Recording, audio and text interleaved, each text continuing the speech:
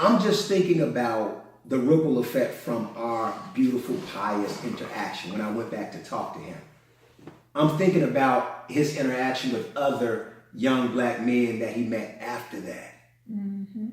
And what it could have been for the two of us. So I lost that battle, but in actuality, I won it because I'm still here breathing. So you can call it what you want, be like, oh, you're soft, that's a punk move, but guess what? I've been in the trenches and I've lived that life, and it's something that I don't want to revisit. So I feel like there's nothing anybody can say to make me feel less than a man. Being a true man is one that listens and obeys our maker. And I feel more man when I do that than at any other time, you know?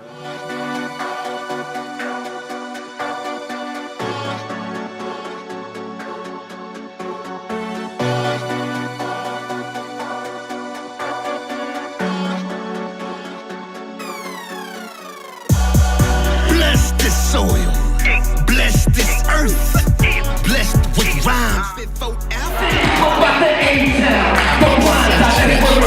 Controversial, I'm political, somewhat subliminal, philanthropic, non-conformist, so I'm criminal. I'm a criminal. Did you hurt me? Don't be scared, see. When it all goes down, I'll be there. There he is, IronE Singleton. Drop that load, pack your dreams, and fly high with me. And especially being in the South, with the history of the South, I had somewhat of an innate fear. And especially if you went too far outside of Atlanta.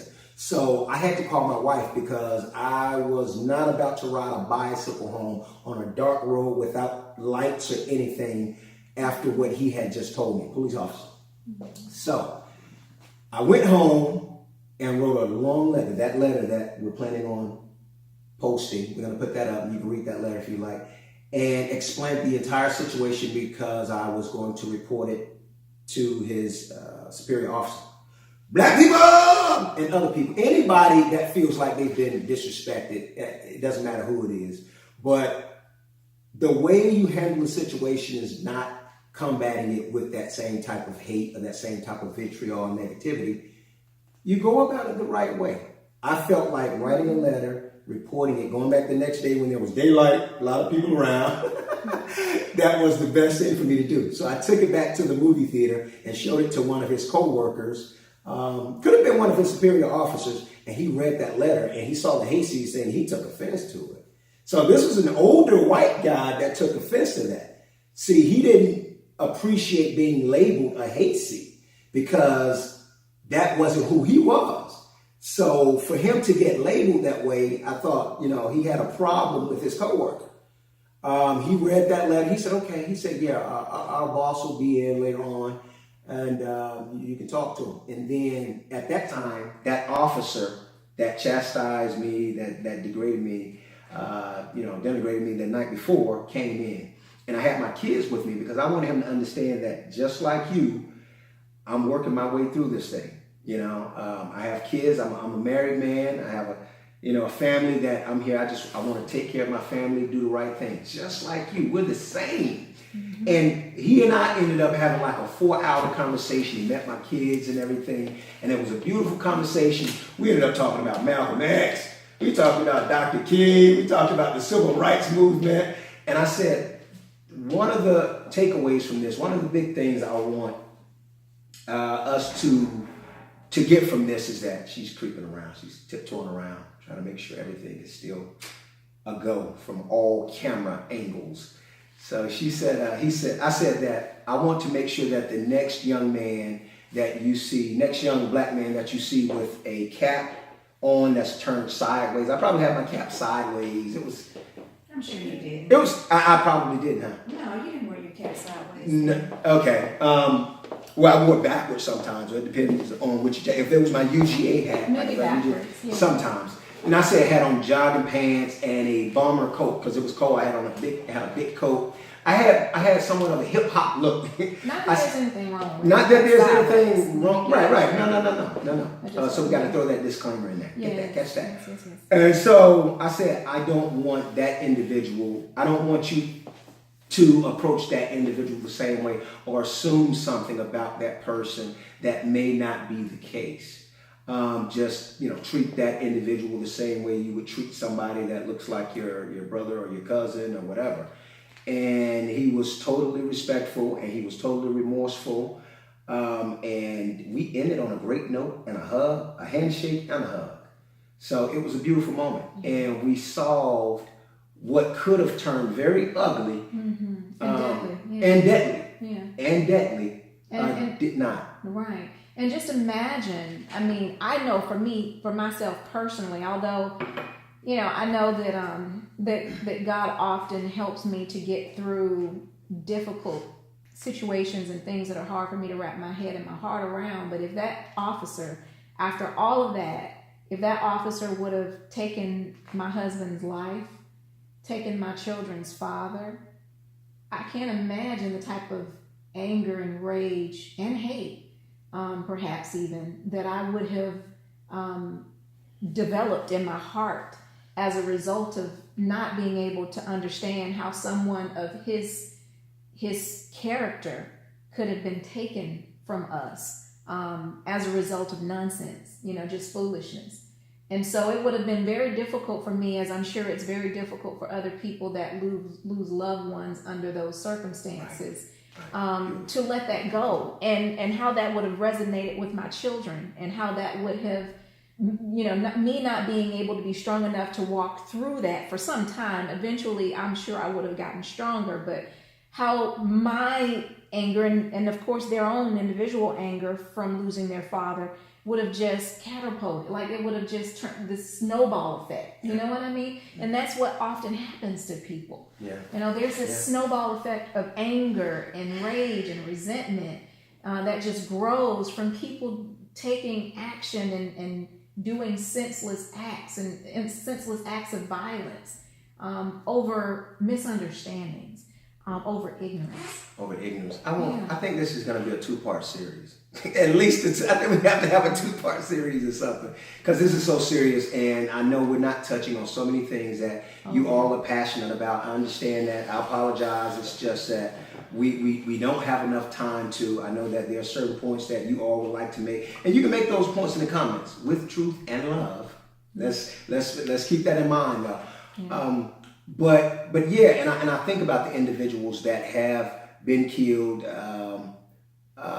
We're talking about the individuals that have been killed at the hands of police officers, and that's a lot of pain to deal with. Now, for me, it would have been my indignance would have been justified, right? At that time, being spoken to the way the officer spoke to me like I was less than human.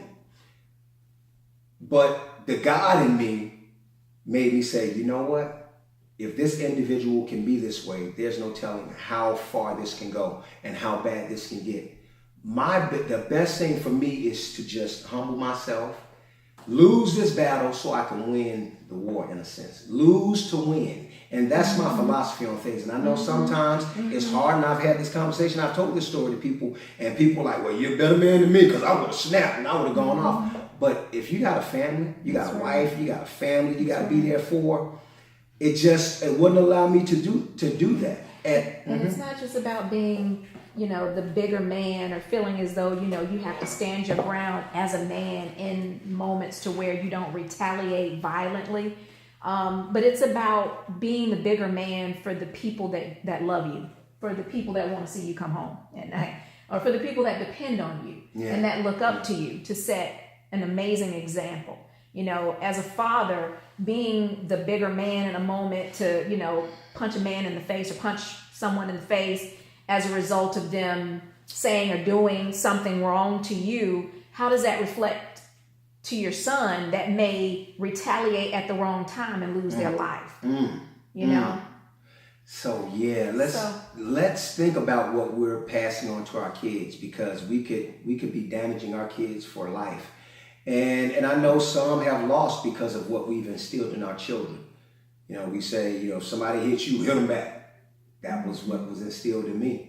The philosophy was somebody hits you and they're bigger than you, pick up a brick and bust them in the head. Yeah. Like that type of philosophy, that type of an eye for an eye type of retaliation. Mm-hmm. And I just don't think ultimately we will win that way. No. We can't, you know, we can't continue to do that. Mm-hmm. And so some people may say, oh, you a punk. You just let him talk to you any kind of way. Well, he had a gun on his side. And he was behind the badge. And he was behind, so he could have easily called for backup, and his partners could have come and not even knowing the situation reacted and taking it. You know what I mean? Mm-hmm. So you got to be smart. Right. But let me say this, and it's not just about being smart.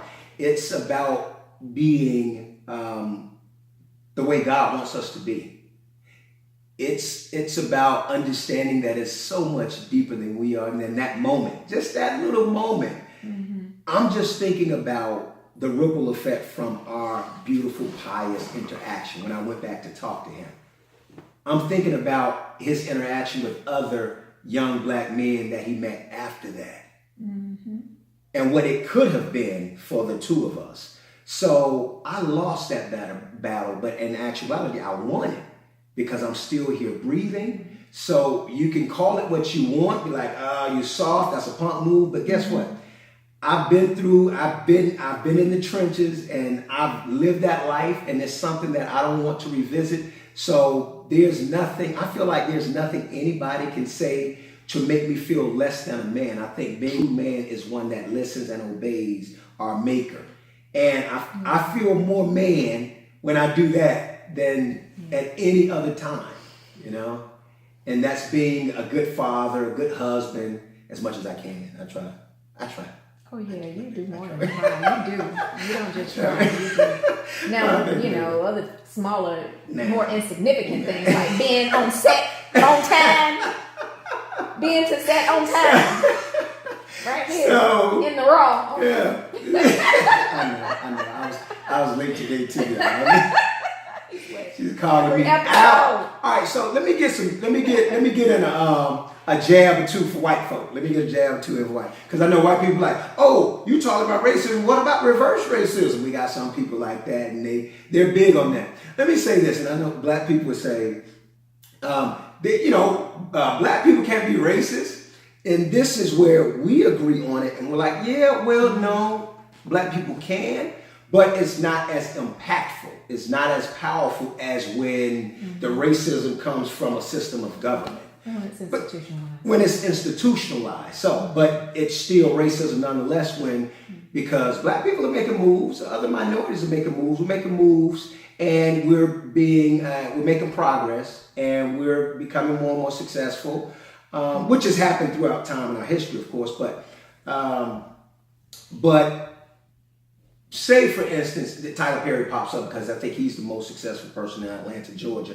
Tyler Perry Studios is a black-run studio, entertainment company, or whatever. And you have a majority of minorities working there, and probably black people, I would say. I don't know. We may have. But say if a white person gets fired there, a white person can deal with racism at a black-owned, primarily run black place of business.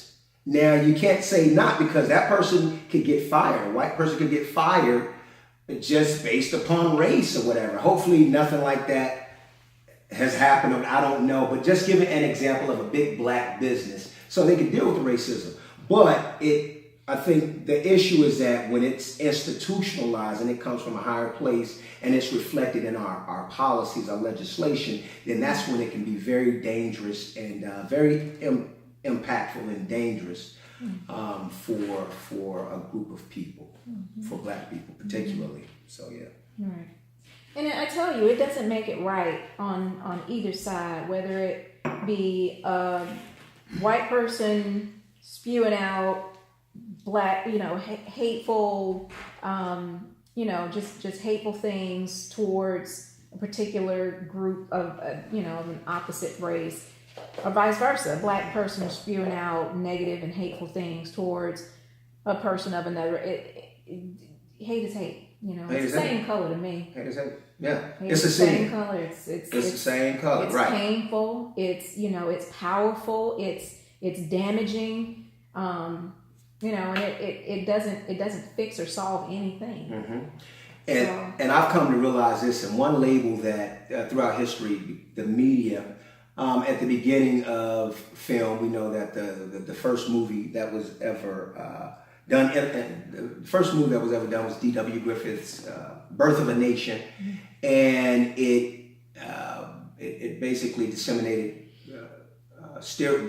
racist stereotypes, and depicted the black man as an animal and barbaric and so on and so forth, because the black man wanted to rape white women and black man wanted to fight and all this other stuff, right? So that was the first movie that was ever created in America. Just a little bit of history for y'all that don't know that. So that's how we got the movie industry started. That's how we got showbiz. That's how showbiz got going in America. And a lot of those stereotypes have been revisited throughout in our film, television, throughout our media, throughout our history.